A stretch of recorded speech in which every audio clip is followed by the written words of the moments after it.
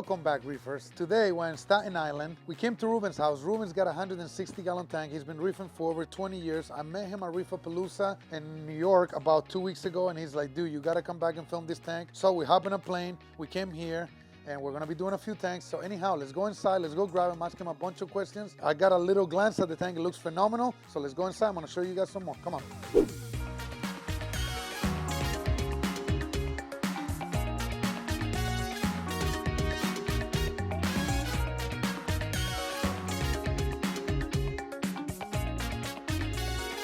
Reuben, nice to meet you. Nice to meet you. Thank you for having us over, man. I appreciate it. Happy to have you. Yeah, what a surprise, man. I walked in here, so I met you at Reefapalooza in New York a few weeks ago. Correct. And I said, man, this tank looks beautiful, so I came back to film a few other tanks.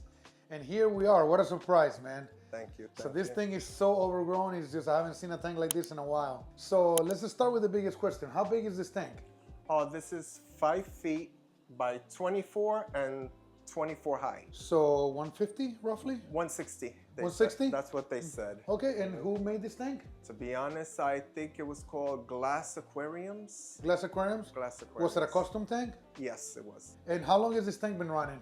This tank's been running, I would say, about 6 years. Originally, it was in a 150 that sprung a leak. And a lot of the corals were transferred from the other tank into here? Originally, it started from a 72-gallon bow front that I had upstairs, and that was from 2002. Okay, so you've been in the hobby for a while now. Oh yes, How quite long? a minute. I would to that now in saltwater 21 years now. 21 years. Yeah. Long time then. Yeah. Freshwater 1979 as a little boy. So you know school aquarists then, Yeah. to say the least, right? Yeah. It's always learning. Hobbies changing for the better. So I'm gonna bombard you with a bunch of questions. Okay. So let's just start from the very top. What are you using for lighting? 60-inch XHOs and the older Kessel's WE blue, tuna Okay. blue.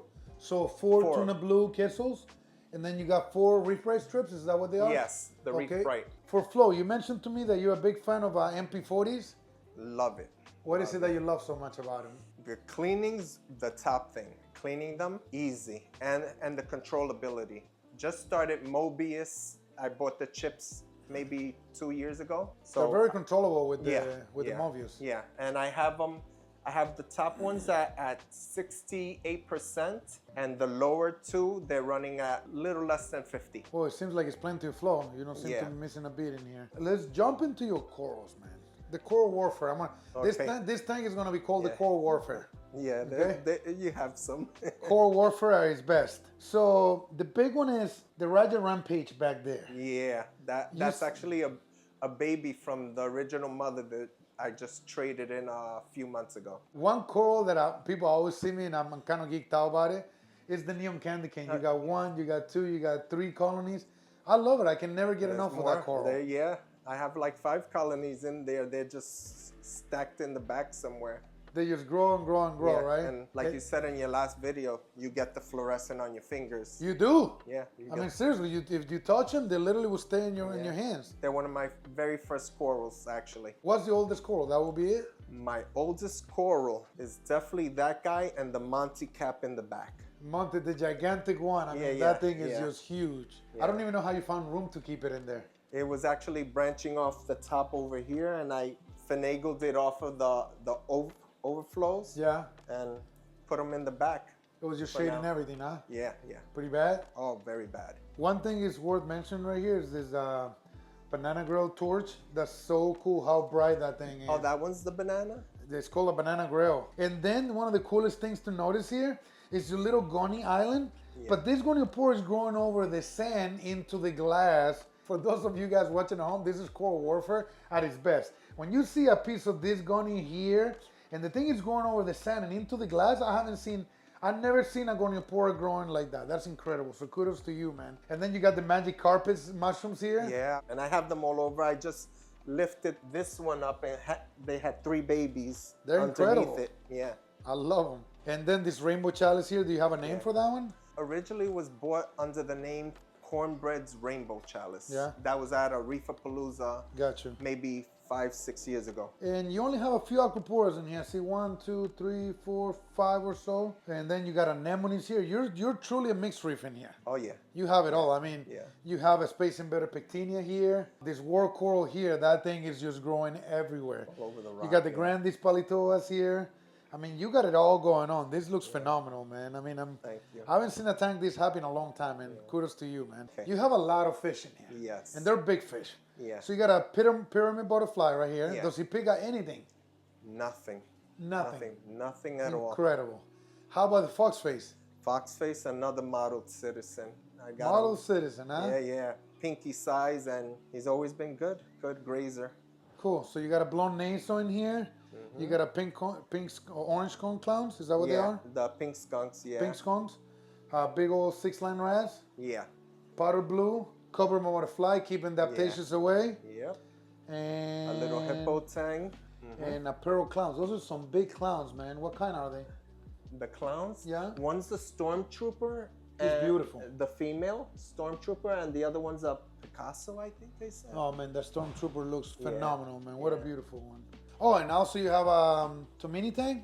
Man, you're gonna need a bigger tank here soon. Yeah, a long time ago, actually. You're running out of room, that's for sure. So let me ask you a little bit about how you take care of this tank. Let's start with food. Food, just about everything you see behind the tank. I do flake, I do fresh clams, I do the mastic. Okay. They love the mastic. Okay. Nori twice a week, sometimes 3 times. Okay.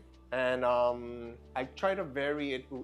Pellets every once in a blue, but mostly the brine and the mysis shrimp, the freeze dry. But I'll soak it in the Celcon. Then I'll just put it in there, and they get fed twice a day. Well, you're doing something right with the food because the colors Yeah. are really sharp, and your fish are flawless right now, and they're all nice and chunky, which is nice to Thank see. you. Let's talk about some of your maintenance routines. Okay. So, do you do water changes? Not that much. Okay. Once every 4 or 5 months. Okay. And I'll do a water change if I'm doing a lot of aquascaping, cutting some stuff up because it's overgrown. Then I'll do a water change, but 5-6 months. So about 2-3 times a year? Yeah, I would say definitely. And what dictates when you change the water? What makes you do it? Colors. Colors? If I see something starting to get a little funky. Where do you keep your nutrients at then? Nutrients, 0.9, 0.8. On what? The phosphates? On the phosphates, Okay. yeah. And nitrates? Nitrates, I'm not sure. And your to be alkalinity? Alkalinity, I would say between 9 and 10. 9 and 10? 9 and And your 10. magnesium? I don't know. Okay, and your calcium? My calcium, I would say roughly about 410. And what do you use to deliver these nutrients into the tank? I use the All for Reef. Okay. Right there, the powder, I mix it in and I dose about 60 mLs daily. So for people watching at home, All for Reef is calcium, alkalinity, magnesium all in one, right? All in one, yeah. Okay. And I also do the calc and the Caulk ATO. washer? The ATO, so all the evaporated water is Yeah. delivered via caulk washer. Correct. Okay. What salt do you use when you do water changes? Red Sea, the red bucket. Red yeah. Sea Red Bucket. Yeah. Any trace elements, any iodine, any carbon? Iodine, yes. I do this every day, the Lugos from Brightwell. Okay. I do about 5 drops. Every single day? Every single day. Okay. I do about 3 drops twice a week on my 80-gallon tank. Yeah. Anything else that we're missing as far as how you take care of the tank? Just the front glass. I clean the front glass. I'm not a big cleaner of the sides or No. stuff. I think that's why stuff grows against it so much. Yeah, I can tell. You got mushrooms growing everywhere. Yeah. So let's look at your filtration real quick. Okay. So you have a big sump here, and you have this moving chiato right here. Yeah. And what else do you have in there? Do you have all the algae in there growing also? Hair algae. Hair algae? Hair algae's been growing down there pretty much. Do you ever get it where it's too overgrown and the water has trouble just traveling? No. Thank God, no. And I actually have some star polyps that I didn't like the way it was encrusting the return back into the sump. So I threw it down there and it's been stuck there forever. Okay, and for protein skimmer, what are you using? This is a Skim SV223. It's been there quite a minute. The only thing I've changed is the pump. I use a Jebao pump because the original pump, they don't make it no more. Okay. And then what do you have here? I have, Is that bio pellets? yes, bio pellets, yeah. You're using bio pellets. Always.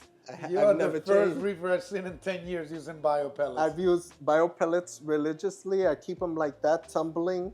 Bio pellets and a Varios 8 for my return. Yeah. Okay, are you using any UV sterilizer? No.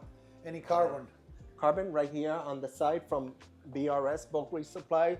1 phosphate, 1 carbon. Okay, well, I think that covers everything. Is there anything that you would like to tell people home that they're watching this tank? Something that we didn't cover? Something that you think people really need to know?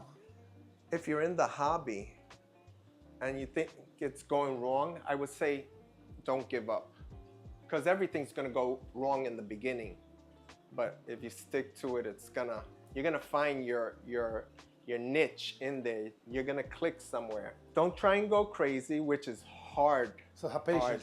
Keep your hands out the tank. Like you say, and I'm a firm believer, KISS system. Yeah. Keep it simple. Yeah. Keep it simple. Before this interview, I don't even clean the front glass as much. I let it ride out, and when I clean it up, I go, wow, everything's doing great. So you like to keep it simple and let the animals do their thing? Yeah, let nature take its course, and it will. It will. You leave it, it'll take care of itself.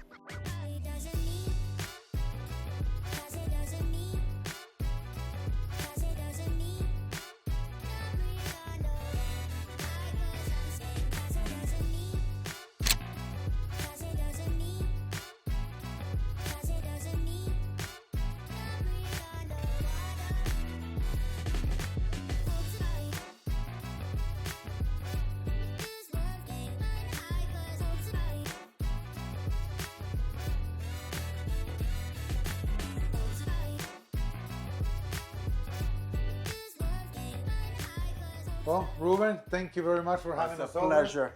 It was a pleasure having for you, me. Vic. What a Yeah, beautiful tank. Seriously. I appreciate you so much. Yeah, thank you. Thank you, guys. Well, I hope you guys really enjoyed this episode. I sure did.